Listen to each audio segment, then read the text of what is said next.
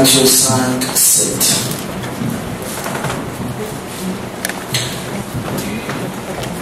La Bible déclare ceci, je le lis rapidement pour nous. C'est pourquoi le royaume des cieux est semblable à un roi qui voulut faire rendre compte à ses serviteurs. Quand il se mit à compter, on lui emmena un qui devait 10 000 talents. Comme il n'avait pas de quoi payer, son maître ordonna de le vendre, lui, sa femme et ses enfants, et tous ceux qu'il avait, et de payer la dette. Le serviteur s'est jeté à terre, se prosterna devant lui et dit, Seigneur, prends patience envers moi, et je te payerai tout. Touché par la compassion, le maître de ce serviteur le laissa aller et lui remit la dette. En sortant, ce serviteur trouva un de ses compagnons qui lui devait 100 deniers. Il le saisit et le serra à la gorge en disant, paye ce que tu me dois. Son compagnon se jeta à ses pieds et le supplia, disant, prends patience envers moi et je te payerai. Mais lui ne voulut pas, il alla le jeter en prison jusqu'à ce qu'il ait payé ce qu'il devait. Ses compagnons, voyant ce qui arrivait, furent profondément attristés et ils allèrent raconter à leur maître tout ce qui s'était passé. Alors le maître fit appeler ce serviteur et lui dit, méchant serviteur, je t'avais remis en entier ta dette parce que tu m'en avais supplié. Ne devais-tu pas avoir pitié de ton compagnon comme j'ai eu pitié de toi? Et son maître irrité le livra au bourreau jusqu'à ce qu'il ait payé tout ce qu'il devait. C'est ainsi que mon Père Céleste vous traitera si chacun de vous ne pardonne pas à son frère de tout son cœur. Chapitre 5, verset 7, la Bible dit, heureux le miséricordieux, car ils obtiendront miséricorde. Amen. Ça, c'est notre thème de ce matin. Heureux le miséricordieux, car ils obtiendront miséricorde. Vous savez, dans la nature humaine, il est plus facile de recevoir que de donner. Et ça, c'est la nature humaine. L'homme aime avoir, aime qu'on lui donne. Mais quand il arrive à son tour de donner, ça devient l'exercice le plus difficile qu'un homme puisse accomplir. Il y avait un roi qui avait un serviteur qui avait sa dette. Et pendant un temps, ce serviteur n'arrivait pas à payer la dette. Et un jour, le roi le fit venir, comme nous venons de le dire, pour dire, tu dois payer ma dette. Si tu n'es pas capable de payer ma dette, on va te vendre, toi, ta femme et tes enfants, pour nous permettre de pouvoir récupérer l'argent qu'on t'avait prêté. Cet homme a imploré la miséricorde de son maître. Il a demandé à son maître d'avoir pitié de lui. La Bible dit que quand le maître a vu l'attitude de cet homme, il eut compassion de lui. Il dit, ok, juste parce que tu t'es humilié devant moi, je veux te pardonner. Je veux te libérer du poids de la dette. Tu vas partir, mais tu n'auras même plus besoin de payer. Mais la Bible montre que, à sa sortie, imaginez un peu, regardez un peu la conscience ou la mémoire de l'homme, combien elle est aussi courte. On vient de te pardonner pour une plus grande dette que tu avais. Et tu vas rencontrer quelqu'un qui avait une petite dette de toi. Et l'homme va l'accoster pour lui poser la question, as-tu mon argent? Et l'autre va répondre que non, je n'ai pas ton argent. Et la Bible montre qu'il maltraita cet homme, le mit en prison, jusqu'à ce qu'il ait payé même au dernier centime de l'argent qu'il lui devait. Et il y en a eu parmi eux qui n'ont pas été contents de l'attitude de cet homme. Ils sont allés rapporter cela au maître.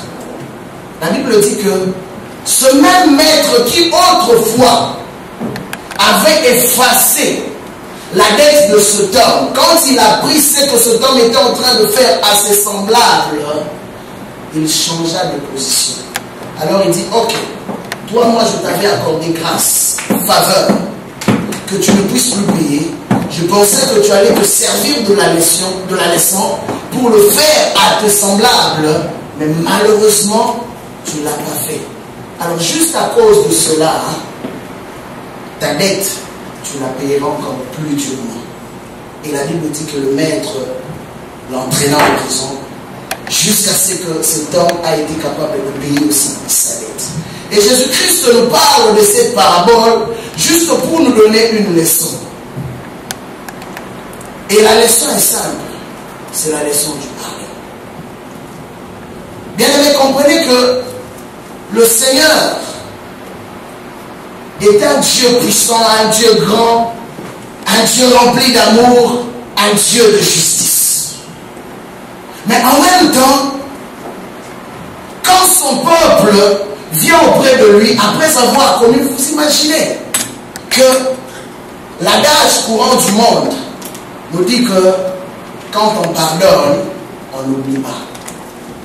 Mais dans les Écritures, Dieu dit que quand il pardonne, il oublie et il efface toutes les transgressions que nous avons eu à connaître. Et c'était le cas de cet homme. Il avait une dette auprès de Dieu, une dette auprès de son maître. Mais quand il a demandé pardon, il a demandé miséricorde, on le lui a accordé. Le maître a même oublié la valeur de l'argent qu'il devait payer. Mais malheureusement, cet homme, au lieu de se servir de la leçon du maître pour le reproduire auprès de ce semblable, mais lui fit le contraire. Bien aimé, ça c'est l'attitude de beaucoup de personnes dans la vie courante. C'est l'attitude même de certains chrétiens qui se disent servir Dieu, qui se disent aller à l'église, mais qui ont de la difficulté à pardonner. Et imaginez, Jésus-Christ dit, pardonnez, mais pardonnez de tout votre cœur. Amen. Quelqu'un a donné un exemple un jour. Il dit, les geôliers, bien que celui qui est le gardien de la prison, il se retrouve où? En prison aussi. Parce qu'il doit surveiller ceux qui sont en prison. En d'autres termes, une personne qui garde d'autres personnes dans son cœur est emprisonnée aussi. Et elle-même prisonnière de ces personnes qu'il est en train de garder. Vous vous imaginez que peut-être que ces personnes que tu as gardées dans ton cœur, elles ne pensent même plus à toi. Mais toi, tu passes tes journées entières à penser à ces personnes. Vous vous imaginez que beaucoup de personnes ont des problèmes de santé. Ce n'est pas parce qu'ils ont été attaqués par des démons, mais c'est parce qu'ils ont refusé de libérer certaines personnes de leur cœur. Mais pendant que nous étions en train de prier, et j'ai même dit ça ici vendredi, avec tous les ouvriers et ouvrières de l'église, le Seigneur a beaucoup insisté dans mon cœur. C'est que il y a beaucoup de choses que Dieu ne peut pas faire dans la vie de beaucoup de personnes. Ce n'est pas parce qu'ils ne prient pas. Ce n'est pas parce qu'ils ne vont pas à l'église. Mais c'est parce qu'ils ont gardé des choses dans leur cœur que Dieu les approuve. Il dit, comment diras-tu que tu aimes Dieu que tu ne vois pas, si tu n'es pas capable d'aimer ton semblable, ton prochain que tu vois tous les jours? Comment? En d'autres termes, le principe de l'amour est un principe le plus difficile à appliquer dans la vie. Amen. C'est le principe le plus difficile. Vous vous imaginez que Dieu Tout-Puissant, le jour où il donnait Jésus-Christ, quand il voyait Jésus-Christ à la croix en train de souffrir, le Père Céleste avait mal dans son cœur. Parce qu'il avait sacrifié quelque chose d'important. Et bien aimé, comprend que tout ce qui ne te fait pas mal n'a pas de la valeur. Voilà pourquoi nous parlons du sacrifice. Parce qu'un sacrifice, c'est quelque chose qui t'a coûté quelque chose. Et j'étais en train de penser à une énoncée chimique. La loi de la relativité. Alors j'ai compris que ces hommes, bien qu'on dit qu'ils ont fait une découverte, mais en réalité ils n'ont pas découvert. Je vais vous dire cela sur le temps.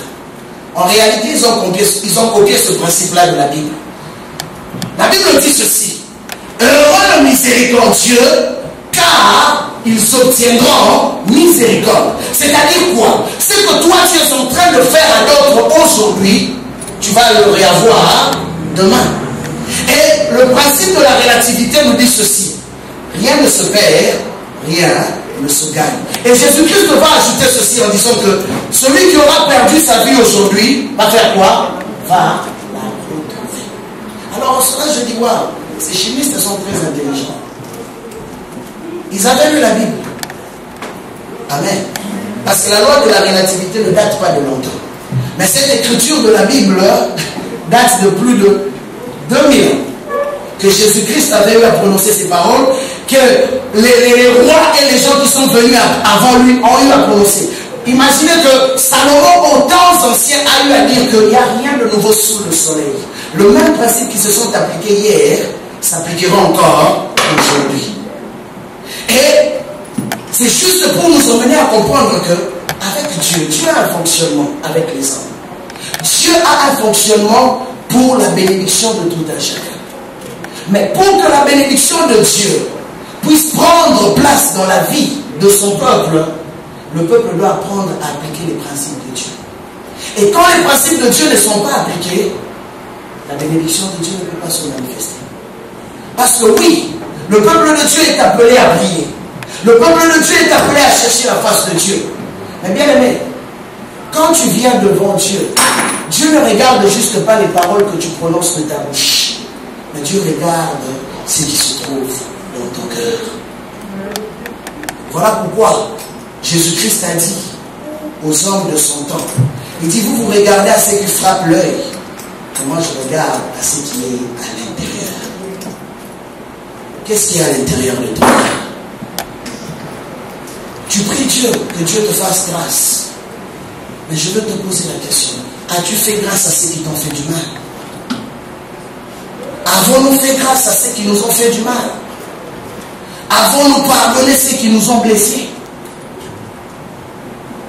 Avons-nous libéré ces personnes qui, à chaque fois que son nom passe dans ta tête, il y a une parole de malédiction qui risque de sortir de ta bouche? Avons-nous libéré ces personnes?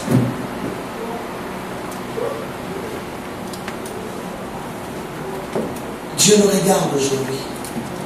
Il dit, oui, tu cherches ma miséricorde. Je suis prêt à te l'accorder. Mais est-ce que tu vas faire pareil à ton frère et à ta soeur qui t'a fait du mal? Imaginez-vous que la seule fois que Dieu ne pardonne pas un homme, c'est quand un homme n'est pas capable de pardonner son prochain.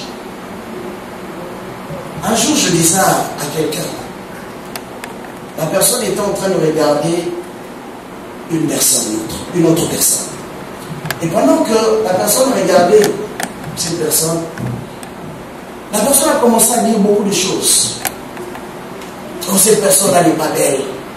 Elle fait trop de fière. Elle est ceci, elle est cela. Moi j'ai dit, directement je l'ai arrêté. J'ai dit, qui es-tu pour vouloir corriger Dieu? Mais elle ne comprenait pas ce que je voulais lui dire. Qui es-tu pour vouloir corriger Dieu? Parce que ce que toi tu n'appelles pas belle, quand toi tu es en train de porter un jugement sur une personne que tu vois, dis-toi une chose, que son créateur quand il a créé, avait vu que cette personne-là devait être ainsi. Amen. David s'est écrit un jour, il dit, Seigneur, je te rends grâce de ce que tu as fait de moi une si belle créature. Vous savez, même quand on parle, quand on dit que la beauté est relative, c'est que toi tu peux voir comme moche, l'autre personne peut le voir comme étant beau ou belle. Alors, quand toi tu te lèves, et surtout quand tu es chrétien ou chrétienne, pour dire que telle personne est moche, telle personne est ceci ou cela, et tu insultes parce que tu vois juste son physique. Bien aimé, en réalité, tu n'insultes pas la personne physique que tu vois. Tu es en train d'insulter Dieu. Pour dire à Dieu qu'il n'a pas été capable de faire les choses comme toi, pas comme lui. Comme toi, tu voulais qu'il fasse les choses. Voilà pourquoi beaucoup passeront en jugement. Ils se poseront la question, mais Seigneur, quand est-ce que j'ai eu à faire le mal? Oui, tu vas me dire que, mais pasteur, le mot vilain, le mot moche, se trouve dans les dictionnaires. Mais bien aimé, ça c'est dans les dictionnaires des hommes. Parce que les hommes ont un jugement par rapport aux autres. Mais Dieu a un autre jugement. Imaginez-vous que l'apôtre qui a le plus travaillé dans la Bible, physiquement, il n'avait même pas l'aspect d'un homme qu'on pouvait regarder. Mais celui que Dieu s'est choisi, l'apôtre Paul, pour l'utiliser, au point que nous, aujourd'hui, Église de Dieu, la plupart de nos messages sont basés sur les écrits de l'apôtre Paul. Mais Dieu pouvait se dire, mais non, il a une déformation physique. Les gens vont se moquer de lui. Il ne donne pas l'aspect qu'il faut. Comme aujourd'hui, nous jugeons selon l'apparence. Nous jugeons selon ce que nous voyons. Bien que nous oublions souvent, car nous aussi, il y a des gens qui, quand ils nous regardent, disent que celui-là ou celle-là est moche. Je vous dis la vérité. Peut-être qu'à tes yeux, tu trouves que tu es trop belle ou trop beau. Mais il y a des gens, quand ils te regardent, ils disent celui-là, vraiment, je pense que c'était un raté ou un raté. Mais comprenez qu'en tant qu'enfant de Dieu, nous ne devons pas parler le langage du monde. Parce que le langage du monde porte ses jugements par rapport à l'aspect ou par rapport à un fait.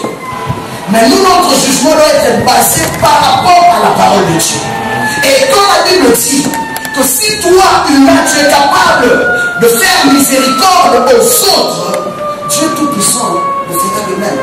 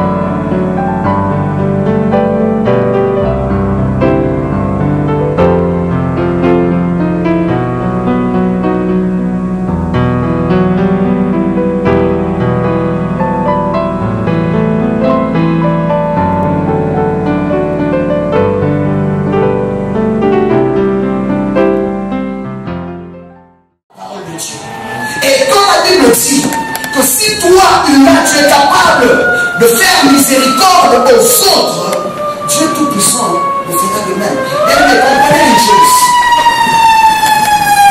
J'observais une attitude depuis un certain temps. Et j'ai remarqué que ces hommes appliquent un principe biblique. Voilà pourquoi ils deviennent riches. Comment pouvez-vous imaginer qu'un homme qui est païen, qui ne va même pas à l'église, mais juste parce qu'il donne à ceux qui sont dans le besoin, ses avoirs continuent à se multiplier. Tu vas me dire parce qu'il a donné la dîme? Non. Il ne connaît peut-être pas le principe de la dîme.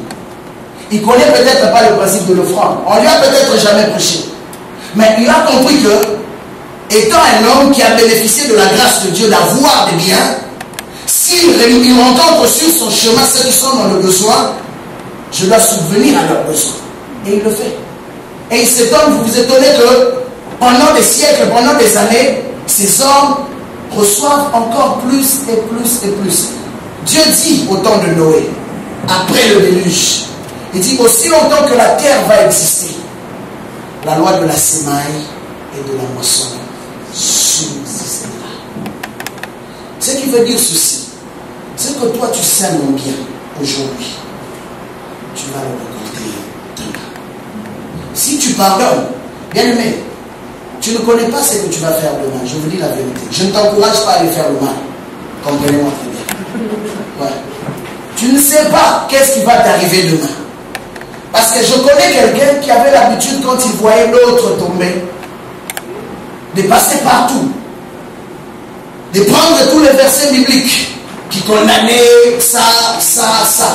Et il faisait des enseignements. Mais le jour où lui-même s'est retrouvé dans le même problème, il a commencé à justifier maintenant ce que lui a fait. Bien aimé, de la même façon que toi tu as condamné les autres dans ce qu'ils ont eu à faire, de la même façon aussi, toi tu seras condamné le jour où tu vas te retrouver dans le même problème. Mais pourquoi la Bible insiste sur ce principe? La Bible dit que ceux qui sont forts doivent soutenir ceux qui sont faibles. C'est ça le travail d'un chrétien. Soutenir ceux qui sont faibles. Est-ce que quand un frère chute, est-ce que quand une sœur chute, ton rôle en tant que frère, en tant que sœur, c'est quoi? Est-ce que tu t'éloignes ou tu viens pour dire que voilà, mon frère et ma sœur est dans le pétrin, je dois faire quelque chose pour que la personne puisse sortir de là? La Bible dit que celui qui aura sauvé quelqu'un d'un péché préservera une multitude de péchés. Juste une seule personne. Et dis-toi une chose, ce que toi tu fais à quelqu'un, Dieu le garde dans son livre de souvenirs.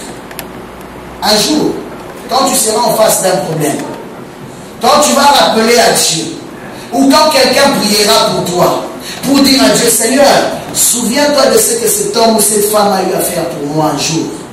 Bien-aimé, Dieu te fera grâce sans pour autant que tu le saches. Parce que tous les bienfaits que tu fais aux autres sont gardés dans le souvenir de Dieu. Et tu ne sais pas, juste à cause de ce bien, combien de personnes prient pour toi. Vous savez, il y a des bénédictions que certaines personnes reçoivent. Ce n'est pas parce qu'elles-mêmes ont eu à demander, mais c'est parce qu'il y a des gens qui ne cessent de prier comme Tabitha.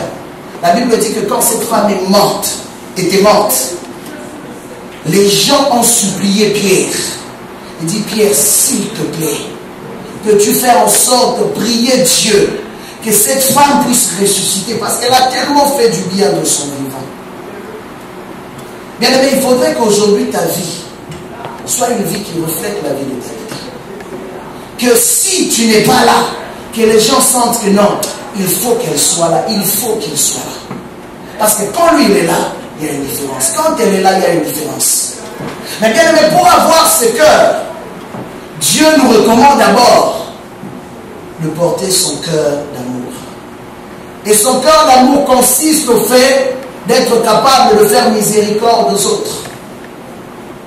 Ce qui veut dire que la première des choses, c'est de libérer d'abord tous ceux qui t'ont fait du mal. Tu sais, des fois, le diable, sur ton parcours, permettra que les gens te fassent du mal.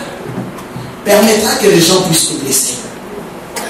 Peut-être parce qu'il sait qu'il y a quelque chose en toi, quelque chose que Dieu a mis en toi, qui quand tu apprendras ou tu sauras comment l'utiliser, tu seras d'une grande bénédiction dans l'assemblée de Dieu. Mais à cause des blessures, il sait qu'un homme blessé ne peut rien faire. La Bible déclare qu'un homme blessé est pire qu'une forteresse. Imaginez-vous que, aux temps anciens, quand les rois voulaient protéger leur royaume, ils bâtissaient des forteresses. Mais la Bible dit qu'un homme blessé est pire qu'une forteresse. C'est-à-dire, en d'autres termes, que c'est une personne qui est plus dangereuse que même plusieurs militaires réunis. Et un homme blessé est un homme qui blessera aussi, facilement. Mais ce matin, je viens te dire une chose. Oui, tu pries pour la bénédiction de Dieu. Oui, tu pries pour la visitation de Dieu. Oui, tu pries pour que Dieu change ta situation. Oui, Dieu est prêt à le faire. Mais Dieu te demande une chose. As-tu fait grâce à tous ceux qui t'ont fait du mal? As-tu libéré tous ceux qui t'ont fait du mal? De tout ton cœur. Non pas juste de lèvres. Non pas juste pour faire plaisir à quelqu'un. Mais les as-tu réellement libérés? Parce que Dieu ne peut pas intervenir dans ta vie aussi longtemps que tu gardes encore des hommes dans ton cœur. Oui, tu vas me dire, pasteur, ce qu'on m'a fait était trop dur. Oui, ce qu'on a dit sur moi, c'est difficile de le supporter. Oui. Je te comprends. Mais une chose est sûre, tu dois appliquer la parole de Dieu. Ce n'est pas ma parole, c'est la parole de Dieu. Quand Dieu te dit tu dois pardonner, c'est parce qu'il sait qu'il y a une bénédiction qui est rattachée au pardon. Parce que, aussi longtemps que tu n'as pas pardonné d'autres personnes, il y a des portes qui ne peuvent pas s'ouvrir dans ta vie.